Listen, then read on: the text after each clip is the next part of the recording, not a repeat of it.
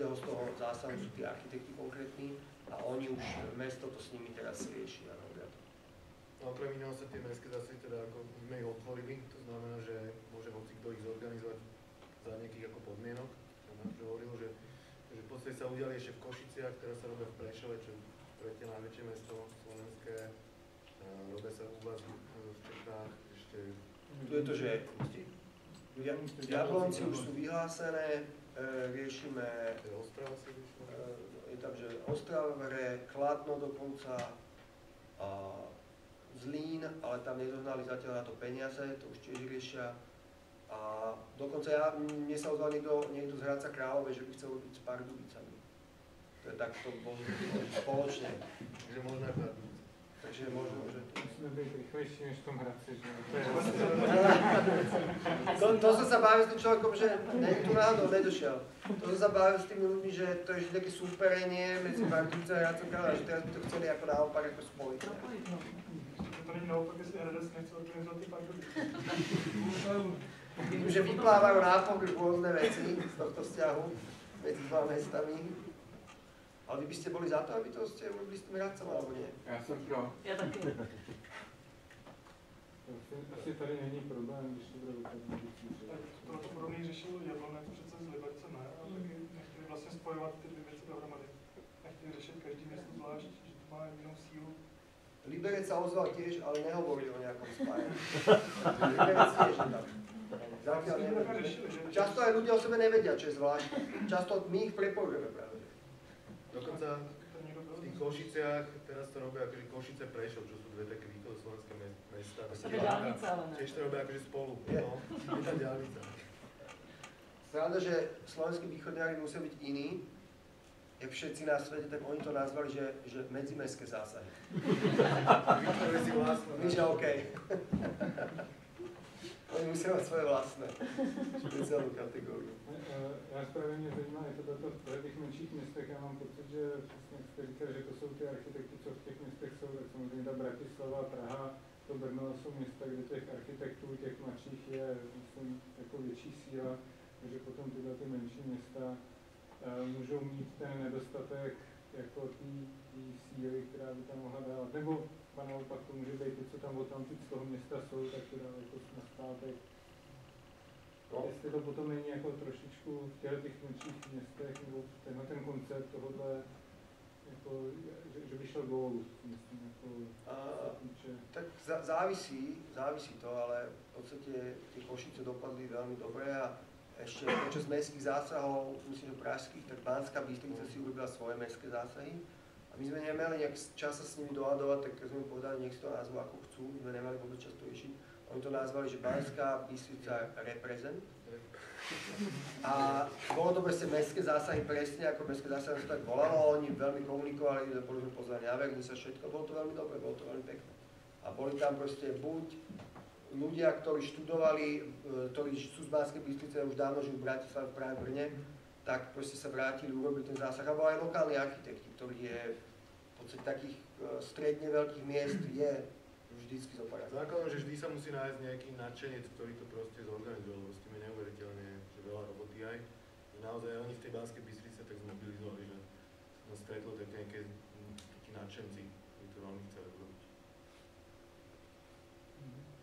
Já se tam, pokud jste zmiňoval nějaký třeba konflikty s úředníkama, to je celkem jasný, ale jako vysloveně jste nenarazili někde na nějakou zeď, jako že by prostě vám politici byli nebo že prostě tohle jako ne, že taková podezřelá aktivita nějaká, že občanská. No, keď už sme robili to malovanie pod mostom, tak už sme boli dosť známi v Bratislave. Že sme vo vzťahu, že napíše mail primátorovi, keď niečo od neho chcem. Hej, on odpovie alebo neodpovie, ale ten kontakt tam nejaký je. Ale aj tak, na tej najvyššej úrovni primátor mi slúbi veľa vecí, alebo nám slúbi, aktivistne slúbi. Otázka je, že vy musíte ísť cez tie nižšie úrovni a tam je to naozaj zle. Nebolo to vyslovene tak, že nie. Hej. Bolo to iba také, že skôr hľadali, že prečo áno. Nevedeli nás dôvod, že prečo by to mali vlastne dovoliť. Ale našli ho. Základný problém je, že v podstate aktivisti sú pre tých úradníkov, že robota navyše, hej. Pre nich je to vlastne pridaný problém, ktorý oni by normálne nemuseli riešiť. Vlastne sa nám to snažili nejakým spôsobom akože zhoršiť. Napríklad pri tom malovaní. To nie je ty Brazilce, že aby jsme se s nima nemohli domluvit a tam...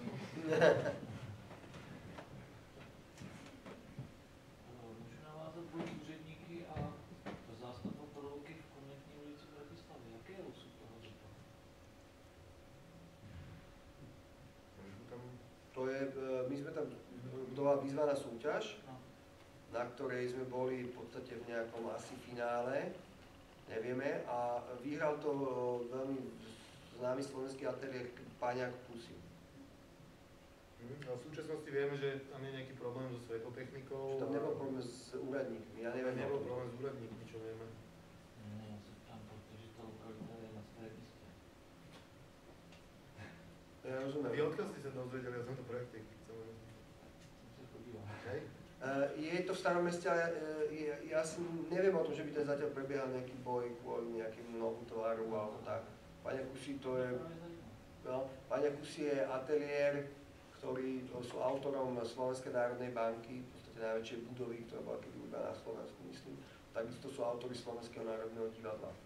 Dokonca idú rekonštruovať aj Slovenskú národnú galériu. Rekonštruovať Slovenskú národnú galériu, na ktorú sme kedysi súťaž vyhrali my, ale v druhom kole to vyhrali oni. A oni v podstate si myslím, že oni sú hodne akože to majú už tie vychodené chodníčky, že oni to zvládnu v poriadku, že to pamätajú. Môžem, aké vychodené chodníčky máte vy? Vy ste asi mladý ateliér, to je v 2005, jak jsem... 2004 jsme vznikli, ano. Jak jste vznikli, takže jste asi mladí chlapci.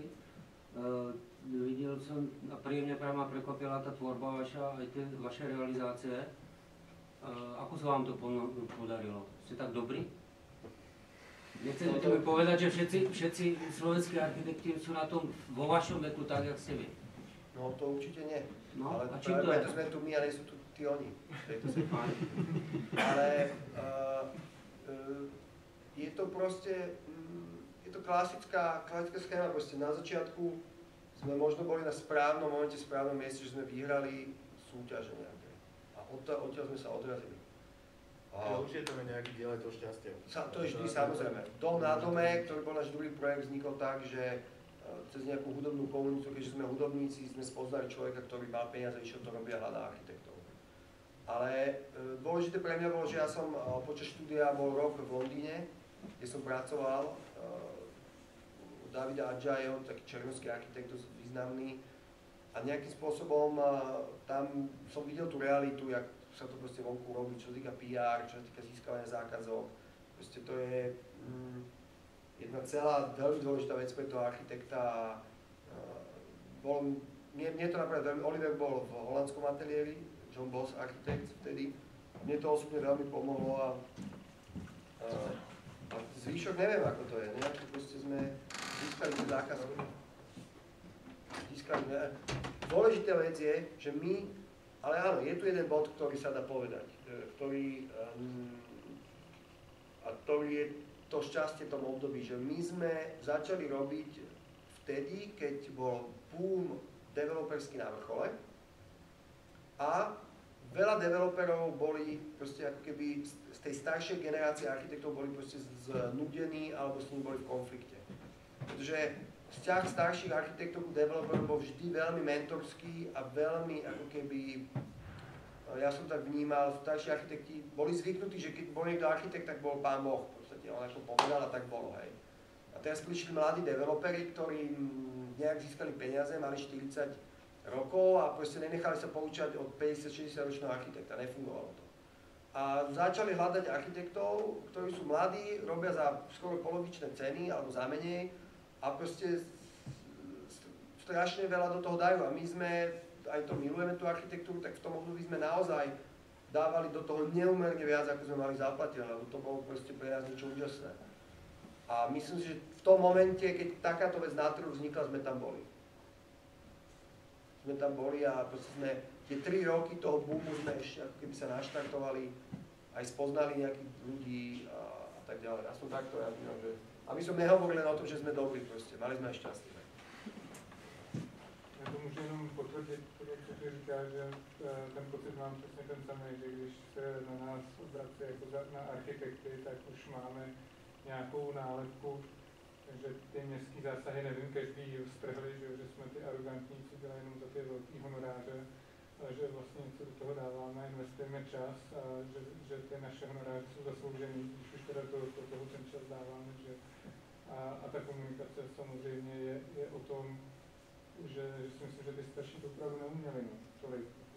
Že asi z té období z těch stavů projektů byli naučení na nějaký úplně jiný systém práce. Je to tak, poviem jednu epizódu, keď som bol v New Yorku, tak ma zavolal kamarát, že nejaký jeho známy v ateliéri potrebuje tam mať ľudí, ktorí sa robia, že v tom ateliéri robia, lebo príde klient významný. To tak niekedy robievalo, alebo neviem, že proste, keď prišiel klient a človek má málo zamestnaných ľudí, tak tam náhľa ľudí, ktorí sa to robili, že robia. A išiel som teda do toho ateliéru, že dojde ten klient. A nevedel som, aký ateliér to bol to ateliér OMA, ateliér Rema Koolhaasa, čo je jeden z súčasných asi top jednotka na svete architekt. A v jeho ateliéri, on tam sedel vedľa mňa 2 metre, a v jeho ateliéri pred jeho klientom som sa robil, že pracujem. A on sa pýtal kamarátov Newčanov, že akože čo to je, že jak je to možné, že OMA najslavnejší architekt na svete musí toto robiť, ako je to možné. A oni povedali, no, vieš, akože on je arrogantný. A v Amerike proste, keď je niekto arrogantný, tak v Amerike musí byť človek, že najlepší a musí byť milý ku klientom, musí byť super príjemný. Proste, keď je niekto arrogantný alebo povýšenecký na klientov, tak ho proste neberú. A to funguje, to možno v menšom meritku proste bolo aj to, prečo niektorí starší architekti strátili dých, lebo boli zvyknutí, že architekt bol niekto, kto prišiel, urobil čiaru hrubou ceruzou a všetci skákali, ale proste my to cítime úplne inak. Ja keď idem niekoho nahovárať na nejaký projekt a ide o minúť svoje peniaze na to, tak si veľmi dobre rozmyslím, že či, a veľmi som s ním v dialógu a hľadáme to najlepšie riešenie aj pre neho napríklad. Možno to je taká vec z tej komunikácie. Ještě právě, když ta komunikace něco jiného, ta komunikace s tím jedním klientem, že s tím jedním investorem soukromým, máte ty zkušenosti, že většinou to bude developer, což je soukromník a tam je jasný, myslím, toto schéma finance, výtěžnost, bloky, myslím, že mnohdy jsou někdy úplně napřed architektama a ty schémata už jsou téměř rozdaný, pak už je to na té kreativitě naší nebo v tom přehledu. Máte zkušenost i s veřejností, která vám vstupovala do projektu, jako právě tady jste zmínili, že sice ty stromy děláte pro úředníky v uvozovkách, aby to obhájili, ale narazili jste někdy u těch věcí, jako že vyloženě šel nějaký občanský sdružení, který se zrovna řekl, že zrovna tady musí chránit, nevím co, čolky v tom potůčku přes náměstí. A měli jste tu zkušenost jako s takovým veřejným projektem, jako s veřejným prostorem, jako nebo vstupu, nebo části? Keďže máme gro našich klientov súkromí, momentálne teraz riešime ten projekt toho amfiteátra v Ráči, ktorý som ukazoval. Pre nás je tá verejnosť, alebo tá komunikácia veľmi dôležitá, však autor sú aj mestské zásahy. A v podstate teraz prebieha nejakým spôsobom predstavenie tejto štúdie zatiaľ iba verejnosti. Boli už 2 verejné prezentácie, v ktorých bola diskusia, v ktorých vzýšli nejaké podnety verejnosti, ktoré my sme veľmi akceptovali, keď potom boli rozumné a sme ich zapracovali do tej štúdie. Takže my ako mestské zásahy sú aj o tomto, aj o tej transparencii tých procesov, aj o tej komunikácii, takže prišli sme sami proti sebe, keďže povieme, že nezaujíma komunikácia, že zaujíma nás. Áno, a skúsenosti máme, teraz akože schéma projekt versus verejnosť máme zatiaľ asi jednu, takúto štandardnú. To je tá z toho amfiteátra, ktorá je úplne v zárodku. A mě třeba reakce na ty městské zásahy vyloženě negativní, že vám někdo napsal, že si děláte srandu, co to tam vymysleli? Jako nějaký řady té veřejnosti, protože většinou, když jsem potom tam byl na té vernisáži, tak to jsou zase ty architekti, co se tam šli vyprsit, jak to tam bylo, ta sebeprezentace, takže tam vlastně potom si jakoby tak koukáme pod tu pokličku, hodnotíme to, díváme se, co kdo vymyslel a ta širší veřejnost možná opravdu díky tomu blesku se dozvěděla, že to je. Pozor, v Bratislave tá verejnosť naozaj participovala, bolo to hodne v médiách. A myslím, že to nebolo len, že verejnosť sa len kvôli blesku dozvedela. Ale jasné, my sme mali, nás obvinili architekti, To nie je verejnosť, ale architekti, že si na tom robíme PR vlastne. Že zneužívame architektov na PR vlastne. A my sme povedali, tak samozrejme, že aj PR sa na tom robíme. Ale je to úplne na nich. Bolo to dobrovoľné celé a samozrejme prvotná vec nie, aby sme si robili PR. My sme nevedeli, že to narastie do celkom slušnej akcie. Ako. To sme naozaj nevedeli. Prvotná idea bola naozaj ukázať tým úradníkom, že tu sú riešenia na tie problémy, oni nie sú také ťažké. Tu sú riešenia a nemôžete sa vyhovárať teda, že nemáte peniaze na riešenia. Riešenia sú tu, to bola prvá vec. Takže určite boli kritické hlasy, ale to je normálne. A to je zaujímavé zase s tou verejnosťou pracovať, že bolo ich strašne málo, lebo proste v tom neboli peniaze. Keď developer stáva obrovskú vec niekde v meste, ľudia stále majú v hlave, že ich niekto zarobí na tom, že naše prostredie, ktoré bolo vždy naše, ako keby, aj keď nebolo nikdy ich, ale ho vnímali ako nejaká súčasť ich verejného priestoru, zrazu zmizne. Alebo tam bude niečo iné.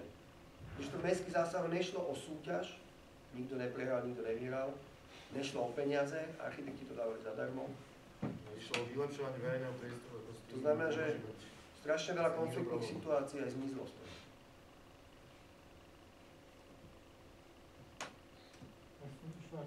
Ještě někdo z pléna? Mě by ještě zajímalo, jaký je vlastně pohled na veřejný prostor v New Yorku oproti třeba Bratislavě. Základnú vec, ako? Podobne. Základná vec, čo v New Yorku povedal Bloomberg, keď nastúpil, myslím, 2004 bolo prvé obdobie, starosta New Yorku povedal, nevytvoríme žiadny verejný priestor, o ktorom nebude jasné, že kto bude platiť za jeho údržbu. To je základná vec, že v podstate problém nie je verejný priestor navrhnúť, ani nie ho urobiť. Na to sa vždy nájde aj energia, aj peniaze. Problém je, kto bude platiť za jeho údržbu. Ako bude vyzerať ten verejný priestor za rok, za 5, za 10. A to je podľa mňa veľmi, veľmi dôležité. V Bratislave to samozrejme, neviem, proste mentálne kapacity komunálnych politikov tam nie sú. Proste oni to nemajú šancu takto vnímať. To sú komunálny politik je niekto, kto je proste nejakým spôsobom tam zvolený, lebo mal známeho niekde, alebo to je realita Slovenska. Je veľmi málo ľudí, ktorí sa venujú problematike do hĺbky a idú do komunálnej politiky. V Bratislave ich veľmi málo. Proste to je to, že ten úradník nemá šancu vedieť veci, on to nemá šancu. A náš primátor, keď ja som povedal, že mestskí úradníci, on sa vždy urazí, akože je taký, že nie, ja som politik. Sa opravil. Tak to je jedno, úradník alebo politik. Neviem, no. Ale hovorím, že sú aj osvietení, z mestskej časti Lužinov nám zavolali, poznajú nás, vedia, čo robíme, takže nechcem im krytiť všetkým. A ako je to v Pardubicích? Kto je primátor? Či nemôžeme hovoriť? Je tu? My jsme si přáli. Pozývali ste? My jsme dokonce měli jednu, spíš tak pro představu, že jsme tady měli jeden rok přednášky, kdy jsme se soustředili právě jenom na veřejný prostor a řekli jsme si, že to je to zajímavé, co by mohlo lidi zajímat a hlavně ty politiky, protože ten spravuje, že ten úředník. A dokonce jsme udělali tu věc, že jsme všechny osobně pozvali, že jsme celé to zastupitelstvo tady měli každý napsaný dopis, podaný vlastně do těch kastlíků mailem. A jako na každý přednášky jsou vlastně tu pozvánku mají, co se tady děje, a za tu dobu tady nebyl z nich ani jeden. Takže... Ale im končí prácu na dobou po 4. No. Čo by tu robili? Starosta s Chrudimi, no. Super. To je sranda, že Praha, ktorá bola spolu a partnerom toho festivalu alebo tej konferencie, že Recite v lete v Prahe, bola partnerom tej akcie a na prednáške Janet Sadika, ktorá tam bola, nebol nikto z mesta. Nikto. Nikto. Proste neprišiel.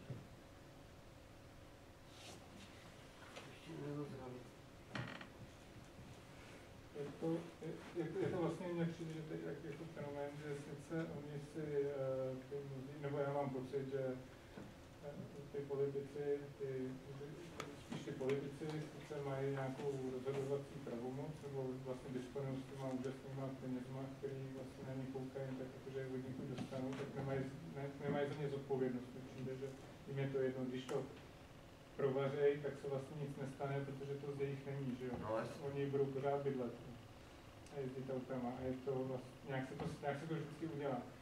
Ale že oni si nedokážou ani poradit, nedokážou si najít, já jim neberu za to, že neznají architekturu, nemají přehled, ale co jim možná vyčítám je to, že si nedokážou po těch informacích anebo si vzít k sobě člověka, který jim tu radu dá. Což se tady stalo v Litomyšli, že jo, kdy aspoň ten lídr jako politik měl k sobě, ten věděl, kde se zeptat a dotáhl si tam aspoň v těch českých fúzích zajímavý architekty a Litomyšl začal něčemu vypadat. Což je jako výjimečný, ale byl to asi možná jeden z těch egoistických trestných politiků, který slyšel za svým, nevím. Môžem sa ja vás niečo spýtať? Ešte na sekundu, potom asi pôjdem do baru. Že vedel by mi niekto z vás povedať niečo, čo máte v hlave, čo vás napadlo kritické alebo negatívne, keď ste videli hocičo z toho, čo sme videli? Já mám jenom jednu drobnost. Přišlo, že máte rádi bílou a zelenou barvu. Môže to byť aj na mestské zásahy. Aj na architektúru alebo na tú časť mestské zásahy. Áno, máme radi, je tu taká zbabelosť. Ešte nie sme dostatočne silní, aby sme tam išli s riadnou farbou. Bielou sa nič väčšinou nepokazí. A můžu se zeptat ještě, co počítáte za těmi atikami, k čemu bude sloužit ten prostor, jestli tam bude nějaká To sú terasy. zeleň zase. Áno, tak ľudia tam, áno, to sú terasy bytov. Takže oni si to môžu robiť už čo treba. Že si to udělají. Hej. To je terasa, ale keďže to miesto sa nachádza vedľa obrovskej nemocnice, ktorá nie je moc pekná, a vedľa štvorprúdovej cesty a tak ďalej, tak sme tie výhľady z tých teras chceli nejakým spôsobom smerovať. To znamená, že sme urobili to, že človek nevidí na terasu a nevidí všade, ale... Ale je to smerované a cez tie perforácie v podstate vnímajú, čo tam je, ale je to nejakým spôsobom také zahmleno, filtrované. Developerský boom skončila prvá etapa a koniec v Košiciach? Ono sa ešte stáva, ešte neskončila, ešte ani ona. Ale áno, Ale druhá nebude. V podstate nechystá sa to.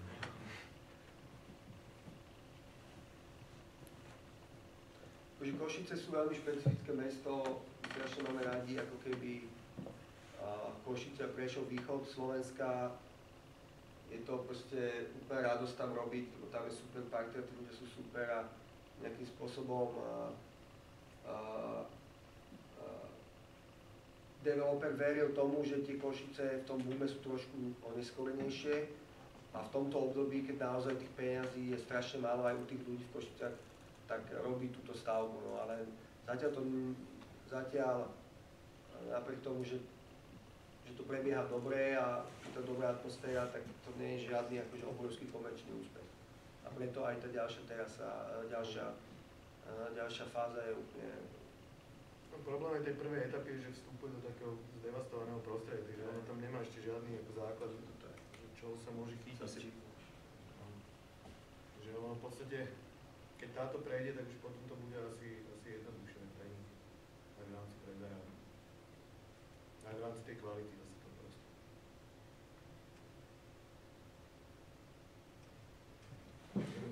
Tak nemáš někdo ještě nějakou tu kritiku, bylo tady vyloženě nabídnuto, aby jsme se strefili, tak jdem do toho. Ještě napadlo teda něco, jestli máte nějaký negativní vztah ke dřevu jako k materiálu. Ja veľmi pozitívne. A že ho nepoužíváte? Málo používam. Je to iba o tej odvahe. V interiéri ho používame akože dosť. No, keď máte na mysli ako stavbu z dreva alebo drevodomy, tak to ešte s tým nemám skúsenosť. Alebo do exteriéru používať? No, do exteriéru. Máme málo ešte odvahy na to minútie peniaze toho investora na niečo, čo ešte vieme, že není celkom vymyslené. V podstate sú drevá, ktoré na domoch držia roky, ale ešte s tým nevieme celkom robiť dobre. Sú statier z hora, keď sa zoberie nejaká z veľkých výšok, nejaké červené smreky, čo sú to sú veci, ktoré vydržia veľmi dlho. Bez farebnej stálosti, ale ako drevo je dobre prevetrané, vydrží dosť dlho. No. Ale v podstate tá skúsenosť tých klientov je taká, že to drevo zatiaľ nefunguje. Ale určite tam sme použili, kde to bolo na taký tých dvoch rodinných domoch bolo drevo. drevené obklady. Drevo je nádherné. No. Potom je aj dobrá otázka, že nedá sa povedať, že hoci kde. My robíme dosť v mestských prostrediach, kde drevo prirodzene na fasáde podľa nás zatiaľ nejak nepatrí. Patrí kameň, možno omietka, nie je celkom drevo. Hej. Zatiaľ ho tak nevnímame, že patrí do mestského prostredia. On patrí ako nejaký doplnok, ale nie ako keby nejaký hlavný súčasť. Ale máte koukání. Ako? Úplne, no. Tá je zdrevená. S nejakým lákom, ale... Mně vlastně to napadlo, když se uvědomil většinou ty domy, co jste prezentovali, byly takový, myslím si, celkem luxusní velký, nebyl to žádný low-cost. Jak jste tam řešili například tu ekonomiku toho provozu? Tí stavby je to jedna věc, to může být jakákoliv, ale jak se zabýváte ekonomikou toho provozu? Jestli s tím nějak jako hodně pracujete, nebo je to jako jedno z východisek samozřejmě, nebo jak tohleto máte nastavené? To je pro sklené plochy, to je úžasný, ale má to svoje i negativa. Konkrétne ten dom, sú to všetko trojsklá. Všetky tie sklá boli trojsklá. To znamená, že veľmi dobré, čo sa týka tepelnej techniky. A celý ten dom je na tepelné čerpadlá urobené. Tam nie je ani plyn. Takže normálne sondy do zeme, dve, a všetko sa deje na rozdiel v teplote, ktorá existuje medzi 0 a minus 80 je tam, myslím, metrov. Takže to je v podstate relatívne... Čo? Nič, povedz, ja chcem Pri týchto tepelných čerpadlách je hlavný problém tá spotreba elektriny, ktorá je v tom výmenníku tej energie. Som sa ešte k tomu domu s tou zálohou strechou, čo sme ukazovali, čo je akože o dosť vyšší štandard, jak ten dom s tým patiom. A v podstate sme tam boli minulý týždeň a ten klient, keďže je moja rodina a proste stáva to strašne dlho, lebo na to nemá peniaze práve, že? A on nám hovoril, že ten dom tak dobre funguje akože teplotechnicky, že bol si robiť ten certifikát a že má skoro taký polopasívny dom. Že k tomu on tam má solárne panely a tá orientácia na tej svetovej strany akože zázrakom, aj keď sme to tam naozaj, to bolo veľmi dávno robené, sme to tam moc neriešili, tak nejak intuitívne proste z toho zišiel taký akože polopasívny dom, ktorý funguje. Človek to otvorí k celku. Spíš ekologicky, takže jako nemáte to a priori, jakože, že jsou tady to ekoarchitekty, který je rovnou tomu se dělá všechno ve sklárně a to je ten první impuls. Zaujímame sa o to určite. Zaujímame, sme otvorení úplne aj takýmto veciam. Smeruje to k tomu, čím ďalej viac. Tým slaveným? Ne, že ekologicky. Áno, samozrejme to, koľko bude stať kúrenie na mesiac v dome, alebo energie je dneska absolútne základná vec. Ľudia to začínajú. Fantastické bolo, ešte príhoda na záver. Vladimír Dedeček, jeden z najznámejších slovenských architektov, my ho máme veľmi radi a človek, ktorý je známy tým, že robil obrovské presklenia, proste hoci kde, obrovské sklá, proste obrovské gestá, proste, hej. A boli sme za ním ho pozrieť v jeho dome a sme mu ukazovali naše veci, čo robíme a on tam videl nejaké zásadenia a hovoril, on tam videl tie radovky a on, čo urobil tú Slovenskú národnú galériu, čo všetci poznáte, tak on sa asi 85 rokov a pozrel sa na to, že to tam bude toľko únikov tepla. Hej, že treba veľké, moc malé zasklenia. Sme si povedali, fú. Že Dedeček pochopil. Dobre, ďakujem ešte raz veľmi pekne, že ste prišli.